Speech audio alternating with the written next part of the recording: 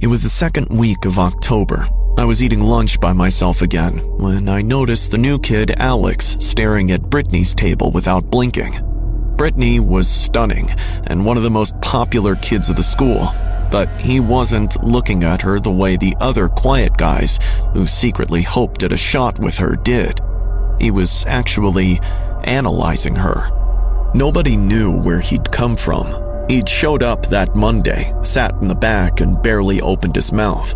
At lunch, he chose the farthest corner, and while the other loners spent lunch buried in their phones, he watched the room, one table at a time, like he was keeping a mental list of everyone who hadn't made space for him. Eventually, Brittany caught him staring, rolled her eyes, and snapped. See something you like, freak? Or are you just hoping for a handout? I was just wondering, he replied, if your mom's gambling debt is why you're wearing the Fast Track clone, or is it your dad's bill? Brittany went dead silent, her face turning ghost white as she stared down at her wrist. Her boyfriend, Marcus, tried to laugh it off. He cracked a joke about the crazy hobo who got a chance to study, and their whole table erupted, throwing fries and empty soda bottles at him. Alex didn't even flinch. In fact, he kept eating his lunch as if nothing had happened. But I could tell the guy was a real danger, and somehow he knew things that none of us were supposed to know. It was my junior year at Crestview High, and by then I'd learned how to navigate the social minefield. Since my stammering incident at an annual play in freshman year, I'd become a pro at keeping my head down, avoiding the bullies and sticking to the library. It was the safest way to survive the day without painting a target on my back. I finally made it onto the Crestview Current staff that fall, helping out with the What's Hot column. It meant I had to pay close attention to everything happening on campus. When Alex joined, I didn't pay him much mind at first, but by the following week, when the kids who gave him grief started crumbling, I couldn't look away. Brittany was the first. She spent all of AP Chem the next day shaking like a dried leaf. Marcus missed the day after with a migraine so bad he couldn't even open his eyes. Danny Flores, the one who'd shouted, who even invented the stinky sack in the cafeteria, cracked by Wednesday and ended up in the nurse's office, complaining about chest pressure and a heavy, constant feeling like she was being watched. By week 3, I was deep into my notebook, trying to piece it all together. The pattern was impossible to miss. Everyone who'd given Alex a hard time his first week was falling apart. I started watching him a lot closer. He had this weird, unnerving stillness about him, like he was conserving energy for something big. He seemed to know things about people he'd never spoken to, and he'd blurt out those details when they'd least expect it. But he hardly ever replied when you tried talking to him. About a month in, things got genuinely weird. Phones would glitch whenever he was around, and stuff would go missing only to turn up in the strangest places possible. My friend Jasmine told me she'd had the same nightmare 3 nights in a row. When she woke up, she felt as if someone was standing in her room. The whole atmosphere at school got heavy. At last, I confronted him near the library and laid out whatever I'd observed. Who are you? Where have you come from? How are you doing this? He looked at me for a long moment and said, "Stop digging before you find something you can't handle." I felt a sudden chill crawling up my spine, but I absolutely couldn't stop it. I had to know. The next day, I stayed late until the counselor left. His office had a basic push-button lock. I got it open in under a minute and went straight to the filing cabinet. But no matter how hard I looked, I couldn't find a file with his name. My heart started pounding in my chest. I felt frustrated and angry. I pulled the general enrollment records for October instead. I found the new student entry for that Tuesday. The only name in the file was mine. Memories slammed into me like a door blowing open. I was the one who transferred in October. I was the one who'd shown up not knowing anyone, carrying all my baggage from moving 3 times in 2 years. I was the one who'd walked into the cafeteria, had a tray knocked out of her hands, and smiled while everyone else laughed because I didn't know what else to do. I'd been there for every second of it. I'd just been watching it from the wrong angle. Alex was what I'd built when the part of me that kept absorbing, smiling, and saying it's fine finally snapped. He was the version of me that didn't absorb, who watched people the way they'd watched me, and he was the one who remembered everything. I stood in that office, holding my own file for a long time. The sick students were real, and so was the paranoia. Something had come from somewhere, and I was the only person who knew where. I put the folder back and walked home in the dark. I've been at Crestview for 3 months now. I go to class, run the paper, and eat lunch with Jasmine in the same spot. The sick kids came back. The school feels almost normal again, or at least the kind of normal you piece together when you moved twice in 2 years. I think about Alex sometimes. I wonder if he's still inside me, or if that part of me finally got what it needed and went quiet. Most days, I think he's quiet. But every now and then, when someone trips me over, comments on my stares, and gives me the stinky eyes, he begs to resurface. I shove him back. I just don't know how long I can keep him there. My throat went bone dry and heart stopped as I froze in the middle of the hallway, watching him watch me. At first glance, he looked like just another student. He had to be around my age, and he was wearing the old-school Blackwood uniform, but it was all charred and covered in soot. I could see burn marks across his neck and face, and these little trails of smoke were still drifting off him, as if he'd just stepped out of a fire. He watched me for a beat before he turned and vanished around the corner. I stood there for a solid minute, trying to wrap my head around what I'd just seen, before I turned and hauled it back to my dorm room. My parents are both career officers in the U.S. Navy. When they got reassigned to a joint base in Norfolk, Virginia, they needed somewhere stable to put me mid-semester. Google brought up Blackwood Boarding School in Connecticut. It had a solid reputation in small classes, and it was close enough that they could actually come visit once in a while. I'd gotten comfortable at my school back in San Diego, so I threw the biggest fit a 15-year-old could. But a week later, I was officially signed up. I hated it the moment I stepped in. Everything about it was old and dated. Fortunately, my roommates, Jake and Adrian, were cool enough, but they already had their own thing going that I wasn't really a part of yet. I felt lonely and irritated. By my third night, I couldn't sleep to save my life. Around midnight, I got up and headed toward the common room at the end of the hall to grab some water. Suddenly, I caught a silhouette against the wall. When I looked, it was that guy. The next morning, I brought it up to Jake and Adrian at breakfast. They both stopped eating. Where exactly? East Wing, past the bulletin board. Dude, that's Caleb Turner. They explained that Caleb was a student here 15 years ago who died in a fire down in the laundry wing. The school called it an accident, but the rumors never really went away. People claimed he kept showing up in the hallways. I figured it was some stupid prank on the new kids and tried laughing it off. But each night, no matter where I went from toilet to library, the guy was around some corner, staring at me. He always stood out of reach and stared before disappearing down the hallway. About 2 weeks in, I decided I'd had enough. I wanted to see where he was leading me. I waited until midnight and stepped out into the hall. Right on cue, he appeared. This time, when he turned his charred back to me, I followed. He led me deep into the basement of Ashworth Hall, the oldest building on campus, and marked with a rusted sign that said maintenance, no entry. When I asked Jake and Adrian about it, they were as clueless as I was, so I started digging through the school archives. The official report on Caleb was basically a tragic accident stamp, but the disciplinary files told a different story.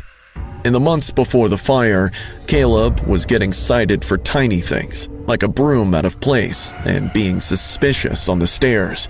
It felt like someone was breathing down his neck. and every single one of those reports was signed by Mr. Grayson, the old janitor. I remembered walking past that guy a couple of times. As I started piecing it all together, the school itself seemed to go haywire. Fire alarms started going off at 2 a.m. for no reason, and a thick smell of smoke started drifting through the dorms. People were saying they could hear sobbing coming from inside the walls of Ashworth, and Grayson looked like a total wreck. It felt like Caleb was gearing up for something big. That night, I was heading back from the library when I spotted him in the hallway. My brain was already fried from all the theories spinning in my head, so instead of bolting, I snapped at him. What do you want? I know about the fire and how Grayson was riding you. Just tell me what you need. Without uttering a word, he turned and started drifting toward the east stairwell, pausing to look back at me when I didn't move right away. My heart was racing, but I followed. He led me to a janitor's closet I'd walked past a million times. I'd never really looked at it, but this time the door was cracked open. Tucked behind some cleaning supplies was a key hanging on a hook, labeled Laundry Wing B. I didn't waste any time. The next afternoon, I caught Grayson in the hall and lied, telling him there was a massive leak in the old laundry wing that the principal needed him to look at immediately. He fell for it, grabbed his toolkit, and followed me down without a second thought. The second we stepped inside, the air went ice cold. The lights started flickering. Suddenly, flames engulfed the whole hallway, and Caleb stood in the midst of it. His skin was melting like hot lava, but he kept staring. Grayson backed up against the wall and broke down. He started rambling, confessing everything before I even had the chance to say a word. He'd locked Caleb in the laundry room as a punishment for talking back, and when the electrical fire broke out, he panicked and left him there, lying to everyone that he hadn't known anyone was inside. Caleb stood there the whole time, watching him spill his guts. As soon as Grayson stopped talking, the flickering lights went steady, and the room went back to normal. The cold vanished, and Caleb disappeared. I went straight to the principal and told him he needed to talk to Grayson about what actually went down in the laundry wing 15 years ago. I left out the ghost part, obviously, but that was enough. Grayson was in cuffs by the end of the week. I finished out the semester. My parents visited in March, and I couldn't bring myself to tell them what happened. How do you even explain that? I transferred back to a regular school the next year. I never saw Caleb again, but sometimes when I'm in an old building and the heat kicks on, I catch the same faint smell of smoke, and I think about a kid who spent 15 years stuck in a hallway, waiting for someone to finally listen.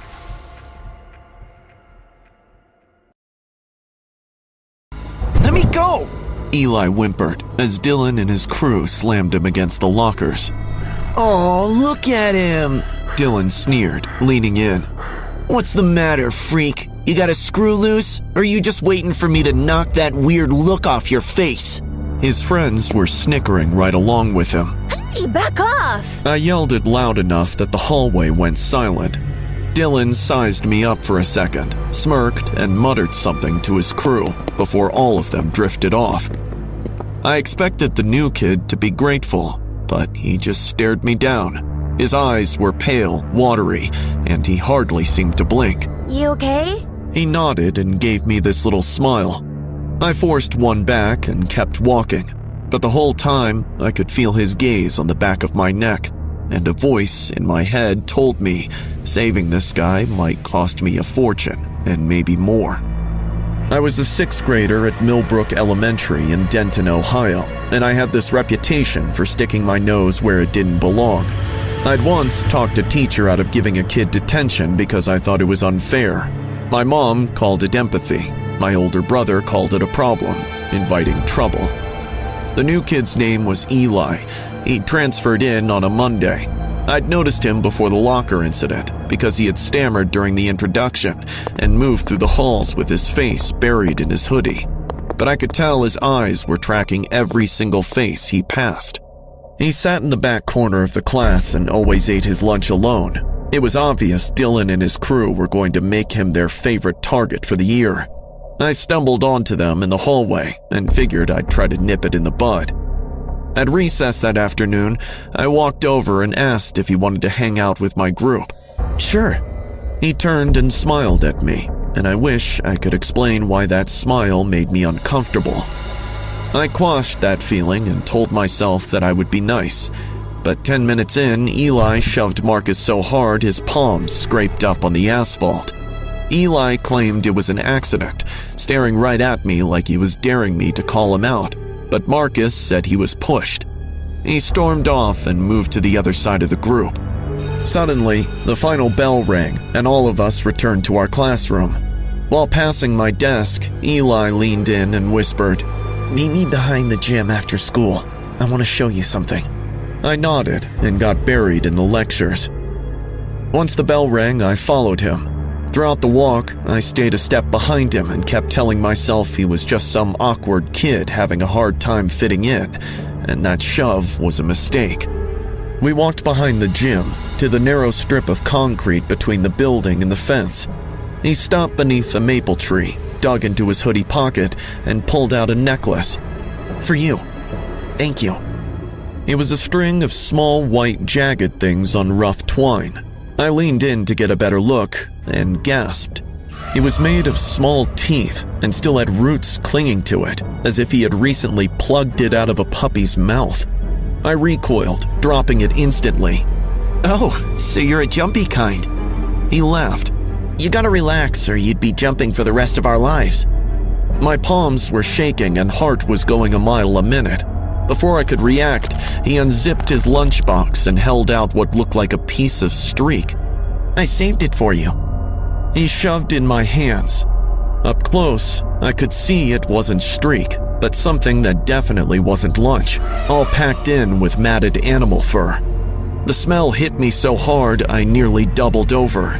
I turned and bolted back to the front of the school, trying to walk fast without actually running.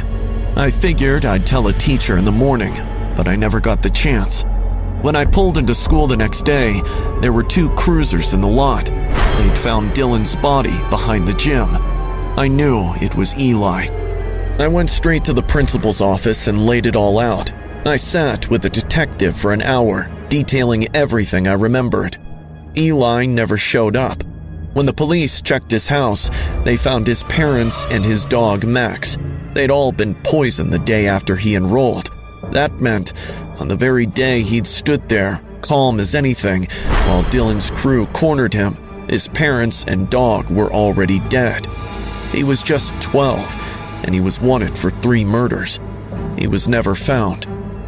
Now I'm in high school, and I don't walk anywhere alone after school. I still check the space behind the gym every single time I pass it.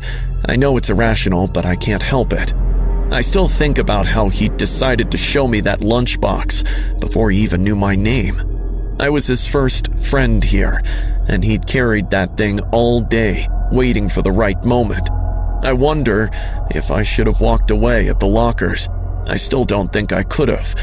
But man, I really wish I hadn't followed him behind that gym.